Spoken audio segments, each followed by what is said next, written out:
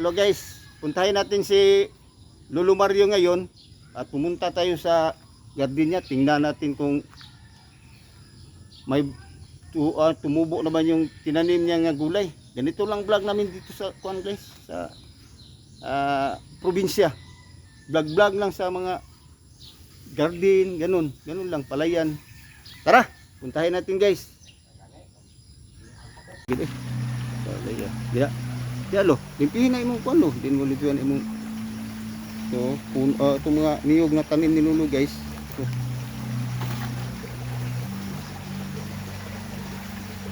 ganito, malaki na ang mga tanim ni Lolo. Okay, naglimpyo si Lolo di sa kuan guys. Sipakang kagbitin da lo ha, kasi may banakon dyan lo, delikado tayo dyan.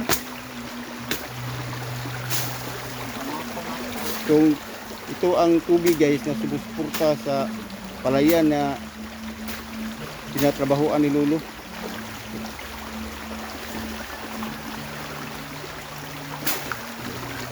Dito kasarap sa tubig siya.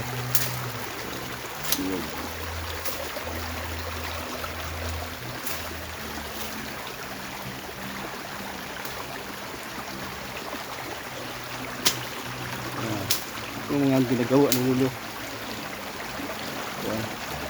Saan ang kahoy alo? Biatilis. Biatilis eh. Hugas tubig rin eh. Hugas tubig.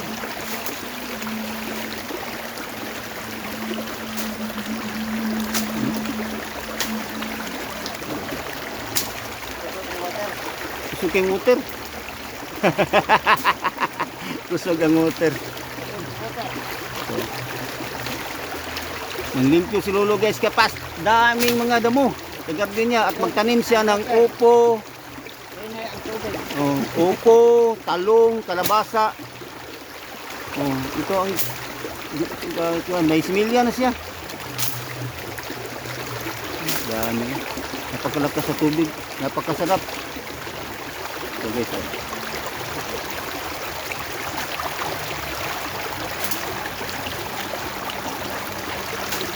ito ang kaibahan sa probinsya.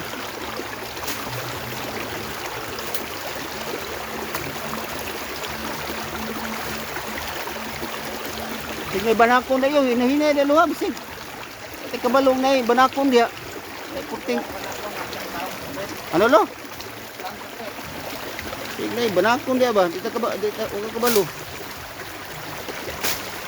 May mga bitin banakon ron. Dito guys, ito.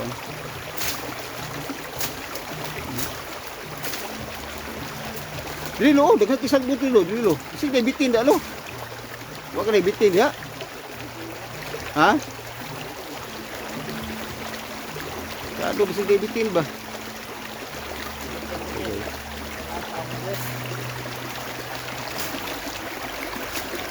So, sabi kanin dito.